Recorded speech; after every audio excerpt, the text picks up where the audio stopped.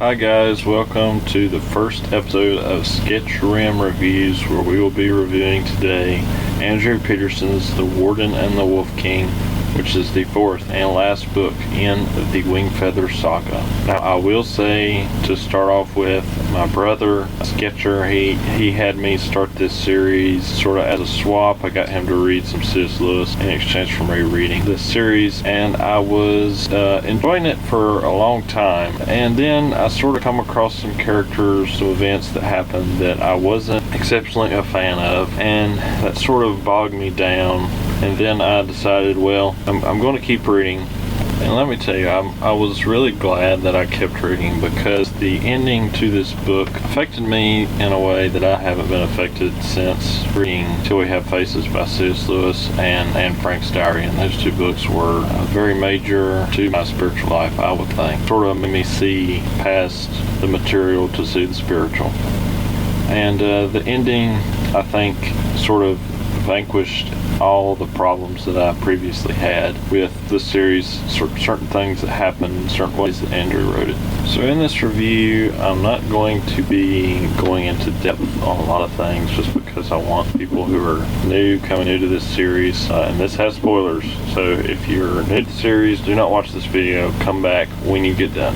But we're not going to be chewing into every chapter and breaking down every sentence like they get you to do in school, which can ruin books. Very great book. We're just going to be going over some things that I would like to point out. So just to start off, I love the dedication to this book, and many of you might have passed this over when you read it, or if you're coming into this, which I hope I've done, gave you one warning not to watch this video until you've read the book. But if you're watching this video, please pay attention to the dedication. It says, quote, "This one's for you, dear reader. You're almost home." And that was the first thing I noticed that felt a lot like the ending of Lord of the Rings, Return of the King, where you have Sam and Frodo and Smeagol, and they're all making their way to Mount Doom, and you can just feel the sense that the end is near. And the same thing is felt here in this book. And I even told Sketcher when I was midway through, I said, I'm having the same feelings that I felt when I read Return of the King. And he said that surprised him. And if somebody can write something that reminds you of something else that you have experienced, that means that person is a good writer. And Andrew Peterson is a good writer. I have no problems with his prose. His prose is beautiful. It's almost poetic. I would say some points are poetic. My only problem is some ways he dealt with characters, which we'll be getting into later in this video. The next thing I want to point out is the beginning quote that he has in here. And I am a avid C.S. Lewis, J.R. Tolkien fan. And one of C.S. Lewis's favorite writers, and I would argue the one writer that brought him back to Christianity, was George MacDonald. And here we have Andrew giving us a George MacDonald poetry reference from 1842. "I dreamed of a song, I heard it sung. In the ear of my soul its strange notes rung. What words I could not tell, only the voice I heard right well. A voice with a wild melodious cry, reaching and longing afar and high, sorrowful triumph and hopeful strife, gainful death and newborn life." These two intros that he's given us, he's laid down for us, the dedication and the intro quote, are perfect for the book. And now that being said, let's break down a little bit more as we're going here. The next thing we read, after we get a good map of the Blackwood, the areas around that area, we get a little bit of the Nereid, which I think is a play on the Ennead by Virgil. I think Andrew did this on purpose. From Bonifer, Squoon story, and it was compiled by Oscar, which is a really good character. And we have the entire thing with Janner's birthday, and when he is cast out into the wilderness, which was one of my favorite parts of the book. It's just, I wouldn't want to call it laughable, but it was just very personal, I guess you could say, because I have done some walking in the woods before by myself, and it was a very interesting experience. Let me just put it to you that way. And I'd rather have had a friend, much like Baxter the dog. I didn't have a dog with me at that time. But we have all that going on, and then we have, of course, Kalmar meets up with Janner and they decide together that they're going to head to Throg and try to get Nag, try to sneak up on Nag, which turns out to be a stupid idea later on, but not so much that it doesn't play a part in the story. So let us take a moment to voice my opinions on the things that I personally think could have been done a bit differently. Now, of course, a writer's writing is his own, his or her own. So the reader or the critiquer of that writing doesn't always know what they're talking about. And I am just a pretty average Joe, and this is just things that I would probably have done different if I had been Andrew writing the series. The first thing I would have done was left Boniface Gloom dead.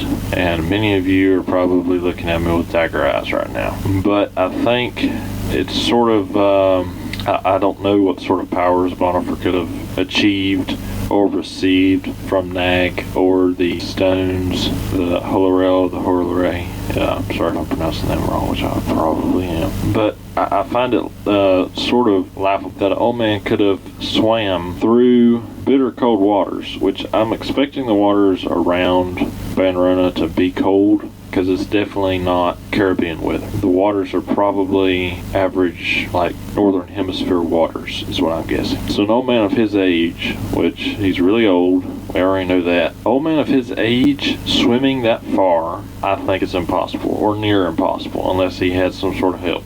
Which he didn't mention that he had any help when he met Janner and Calmar later. And that's another thing. I don't think he needed to come back. There was nothing really that he did to progress the plot in any way. He just came back and then he shortly died. He was killed by the trolls after he melted with a spider, which I guess is what he always wanted, but it still doesn't seem like it strengthened the plot any. I think it could have, he could have stayed dead when he fell out of the boat in Monster and Hollows. That is just my personal opinion. It did come as a shock that he betrayed them. I must add that. I was not expecting him to betray them like that, but that just goes to show that everybody who seems nice, you can't trust everybody who seems nice. The second thing I have a sort of small problem with is the return of General Krayak. And again, you're probably giving me dagger eyes. And his return was a little bit better than Boniface's because he'd been gone since book 1.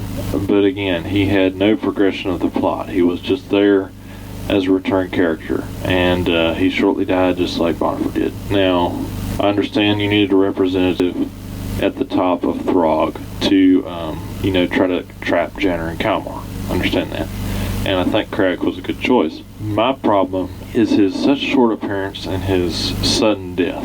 I sort of wished that he didn't die and he managed to bring the children to Nag instead of it being the other Stonekeeper. I think that would have been a better plot, and then maybe he would have got killed later in the ensuing battle. I just think it was sort of careless how his character died and made reappearance like that.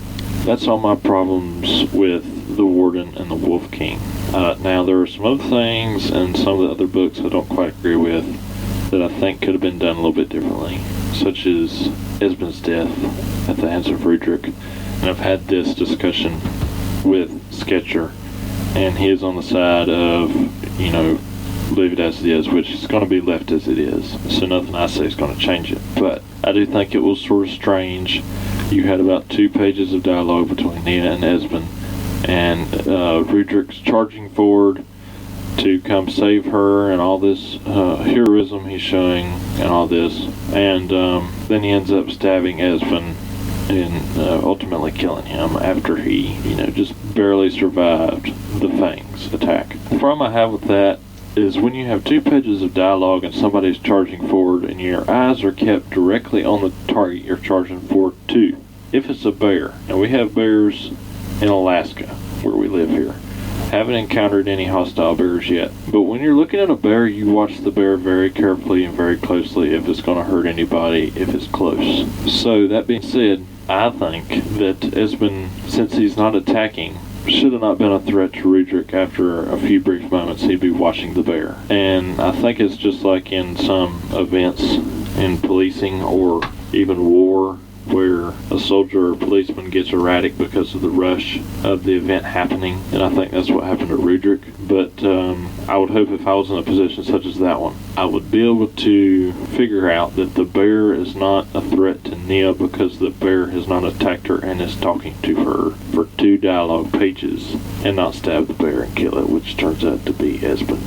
But we're getting off track here because that would have been the Monster in the Hollows, and this is Warden and the Wolf King. So let me address one more thing that I had seen. Another spoiler coming up here, very major spoiler. I had seen a Goodreads review, 1-star review, and I need to make a pact, probably with Sketcher or somebody trustworthy, that I will never look at Goodreads 1-star reviews again, because they sort of burn me up, especially if it's a really good book that I love. I saw one Goodreads review, 1-star review, that criticized Andrew writing Nia Wingfeather, where after Jenner has died, she laughs at Arthur because he is so surprised that Arunadale is on the island, and she's still alive, basically, because I assume he thought she died in Nag's assault against the Shining Isle. So they pointed out that she should have been weeping more at the time, and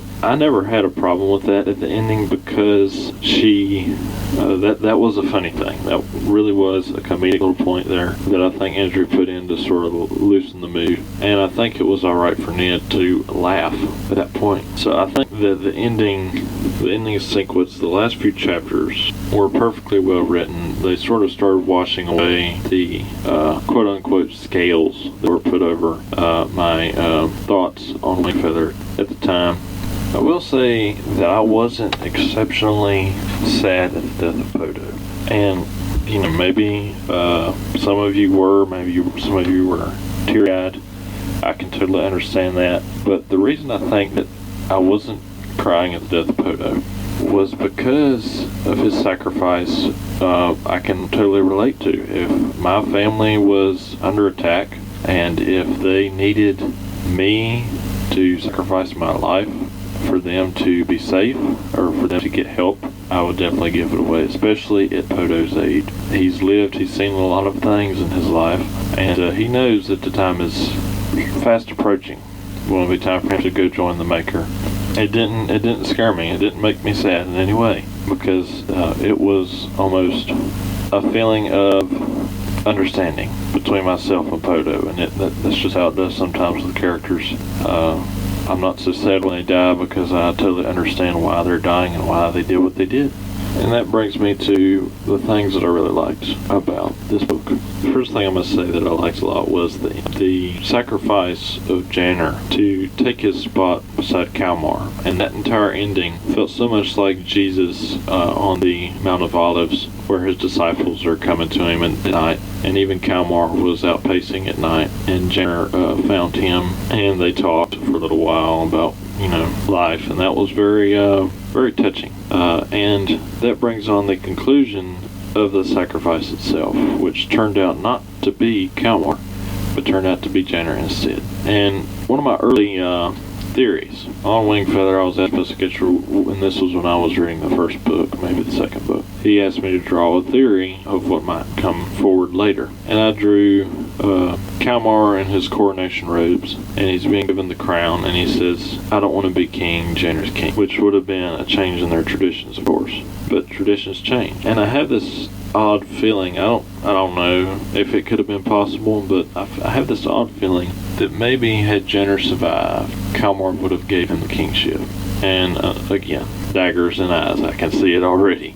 But I guess that wouldn't have worked with the Maker, being able to go down into the cave to see the Maker, which I think was more of a spiritual essence than a physical person, but Kalmar never said. But anyhow, the ending epilogue where they all get together, Sarah Cobbler's there, everybody's there, and they decide to go back to find the first well to try to revive Janet. That was the part that I really loved a lot, and I think that's one of the best epilogues I've ever read. And I believe that Jenner lives. Now, you can dispute that fact with me if you like, that's alright. But that's just my hope that he came back to life, and it only feels like the real way it can happen. There was so much hope in Arthur and Kalmar at the end, and I think the Maker would oblige and bring him back to life, just like Lazarus was brought back to life by Jesus in the Gospels. But if that happened or if it didn't, it's still a perfect ending to a really good series. And I'm looking forward to seeing how this will all be played out in the show. It's being made now by Angel Studios, which, if you haven't seen that, you should check it out. But I feel like all of you listening have already seen that, because I'm speaking to the wing feather nut jobs when I make this video. I myself am a wing feather nut job. So I know I didn't go deep into this. I didn't want to go exceptionally deep, but just for the point of the time, and just because I want to relive this, I'm going to read the epilogue to you of The Warden and the Wolf King, and this will be the closing of the video. If you want to see some more videos, give us a like, maybe a subscribe if you feel like it. Just leave some comments in the comment box, and be kind to yourself, other people, and hopefully we'll see you soon with another video of the Sketchrim Reviews series. What are you doing? Nia asked. She sat up and rubbed her eyes that were still red with sleep and weeping. The sound of her voice woke Lily and Sarah, and they all squinted at Kalmar, who smiled at them with a look of mischief in his eyes. He was dressed in his Jurgen cloak and had strapped Rudrick's blade to his hip. "It's time to go," Kalmar said. "Everybody up." Artham peeked his head through the opening at the top of the stairs. "The sooner the better," Artham said. "Are they coming?" "Yeah, they're awake and grumpy," Kalmar laughed. "What's going on?" Lily asked with a yawn. Kalmar helped her to her feet and handed her the crutch. "We're going on an adventure." Nia, Lily, and Sarah were greatly confused as they climbed out of the cellar into the cool morning. Holwyn the sea dragon was there, along with 2 other dragons. One of the dragons slumped under the weight of a very chubby man in spectacles. "Oscar?" Lily asked. "In the words of Skilleg the Questionable, I'll organize the Great Library when I return." Oscar wiggled his haunches to keep his balance on the dragon's back. "I'm exceedingly happy to be in your company again, Wing Feathers." Neil was the first to notice that Jenner's body was no longer on the bier in the courtyard, but was wrapped in cloths and strapped to the green dragon's back. "Kalmar, what are you doing?" Nia asked. "Uncle Artham and I were talking," Kalmar said, "and we realized that there's this well deep in the Blackwood. A well that's been lost for years and years." Nia looked slowly from Kalmar to Jenner's body and back again. "And I know where it is," Kalmar said. Lily squealed and scrabbled onto Holwyn and hugged the dragon's neck. "Sarah, sit with me." "Wait, what? On a dragon?" Sarah was fully awake now. "Where are we going?" "They say the water does amazing things," Artham said as he lifted Sarah and situated her behind Lily. "They say it heals, maybe even more. I wanted to taste it for a long time." "It's worth a try," Kalmar said. "Either way, it's going to make a great story." Kalmar mounted the other dragon and held out his hand to his mother. "Are you coming?"